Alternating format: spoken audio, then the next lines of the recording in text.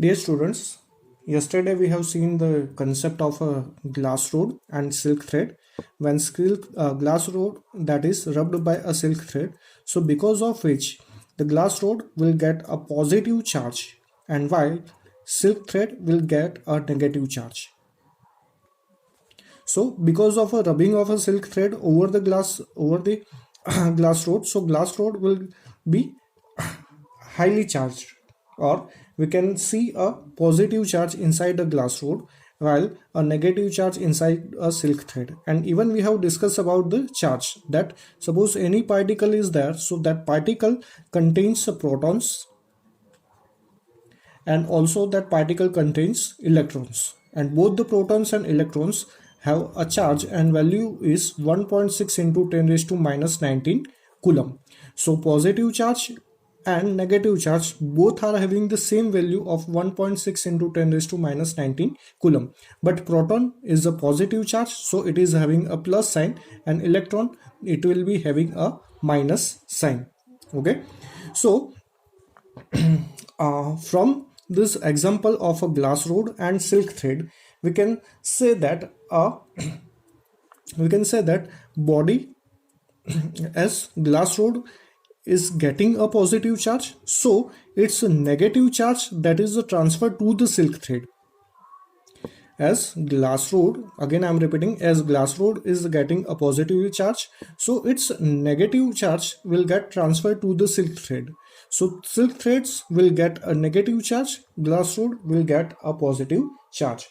So from this we can say that a body can be charged positively. A body can be charged positively by removing some of its electrons.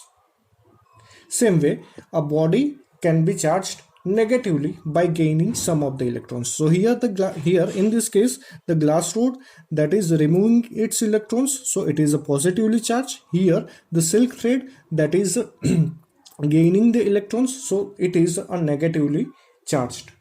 Okay, so this is just a concept of a positively charged body and negatively charged body. Okay, so I hope you are clear with this. So just I have tried to explain that positively charged body and negatively charged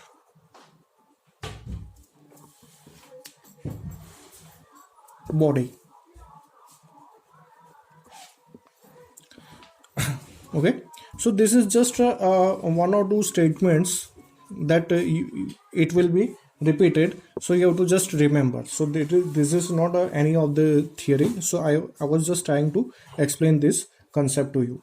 Next portion, that is a unification of electricity and magnetism. Unification of electricity and magnetism. This is also one of the just a small concept in which in which two words are used. First one is electricity, another one is a magnetism. So in ancient times, electricity and magnetism, both the words were used separately.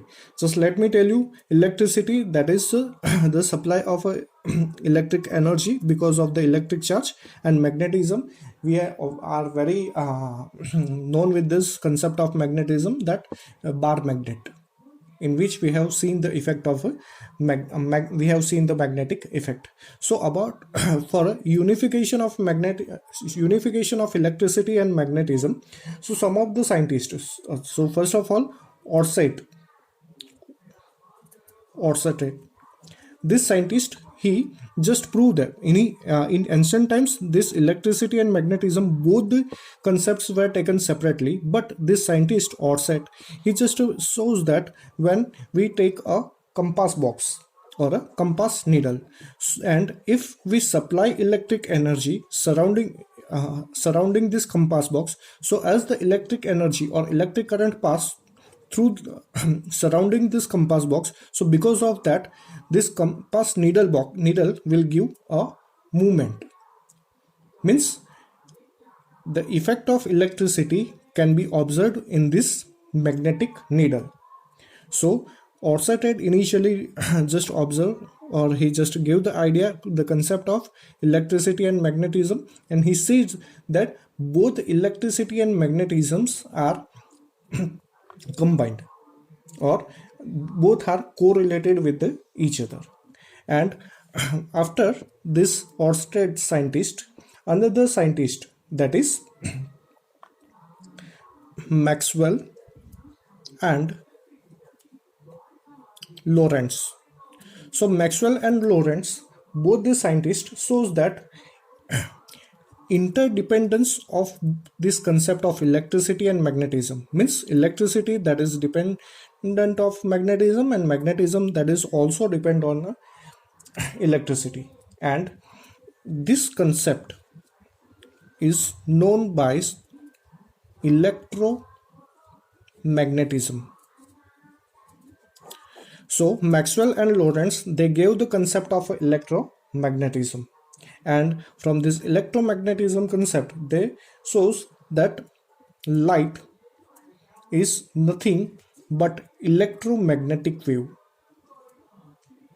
Magnetic wave. Okay, light is a nothing but an electromagnetic wave. So this is a concept of a unification and unification of electricity and magnetism. So we have just seen these two things, or we can say that two statements.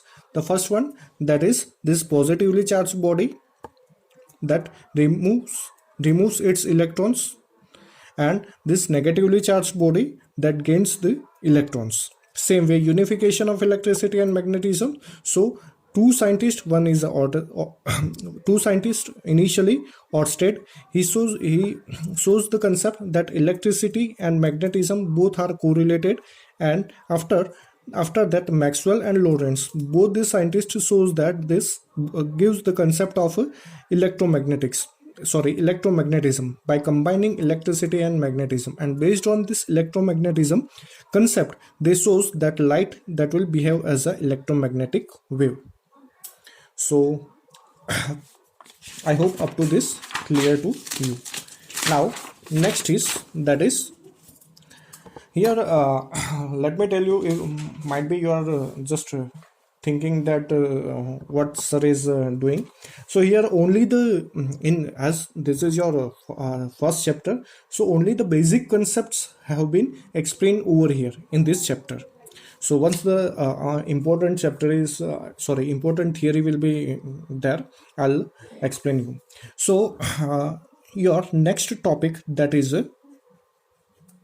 conductors and insulators. So already we have seen about the conductors and insulators in your chapter number 3. Once again we are repeating that conductors are those which allows the electricity to pass through them. Conductors which allows electricity to pass through them, or we can say that which allows electric charge. You can say electric charge, you can also say about the electricity. So the devices, or the materials which allows the electricity to pass through them easily, that's known as the conductors, and insulators are those which do not allow electricity to pass through them. Do not allow electricity to pass through them. So for a conductor we can say that all the metals are one type of conductors, and non-metals are insulators. All the metals are conductors. So as we have seen in chapter number 3, that conductors are the materials in which free electrons are available, and that free electrons allows the electric charge to pass through them. So that's why it's known as a conductor. While The insulators are a device are the materials in which no any free electrons are available, which allows the electric charge to pass through them. So all the metals are the conductors, and non-metals such as plastics are known as a insulator. So that is the difference between the conductor and insulators. Your and in the same concept you have your one concept is there with this conductors and insulator, that is earthing. So earthing, I hope all of you are aware with this concept of earthing, because the earthing is mainly done in all the homes, and even you might have seen the earthing was take place at your home when this your home was being built. So before going so earthing is what when oh, okay. So just I am trying to explain the concept of a earthing. So suppose this one is a earth. Okay. So earth is also having some of the charges, positive charge. Okay. And suppose here we put any devices. Okay, when this device is brought in contact with this earth, or when this device brought in contact with the surface of the earth, so what happens, the extra charge which lies in these devices, that will directly supply to the earth. So that concept is known as a earthing. Or in another way I can say that, suppose you have seen a lightings in rainy season. So when this lightning strikes on the earth, so earth absorbs all the positive or extra charge from this lightning. Okay, so that concept is known as a earthing. Or another name of this thing is that is a grounding. So mainly the if we talk about the electric wiring, so electric wiring, mainly three types of electric wirings are there. One is a live, second one that is neutral wire, neutral wiring, and third one is a earthing. Live, neutral, and earthing, mainly three types of wirings are there. So this live and neutral wire, you might have seen your in your switchboard that one of the plug, that is one of the hole is provided for a live wire, one of the hole is provided for a neutral wire, and one of the hole is provided for a earthing. So live and neutral, both these wirings are used for supplying power from substations to home. Live and neutral, both the wirings are used for supplying power from substations to our home, while earthing, that is used for supplying extra charge from home or devices to from home or devices to earth. So if you have seen about the earthing at your home, so you have seen that mostly that one metal plate was kept inside the ground. With it one thick wire is connected, and with this arrangement salt and coal are kept surrounding it. So whenever by fault or by any problems occurs because of a supply of electricity, when extra electric charge or high amount of electric charge is supplied to our home, and that's high amount of electric charge that will be supplied to this our refrigerator, our uh, air conditioning systems, our washing machines. So that high amount of electric charge, because of this earthing, that is directly supplied to the earth, that is directly supplied to the earth. So that is the concept of earthing. I hope this concept of earthing is clear. Okay, now your one more small concept is there, that is charging by conduction. It is just a simple concept. Suppose I am taking a two different sphere. Suppose this is sphere A. Suppose this is sphere B. This sphere is having a suppose a positive charge, that is charge Q, and this sphere B is not having any charge. Initially, suppose it's a uncharged, and both the spheres are separated.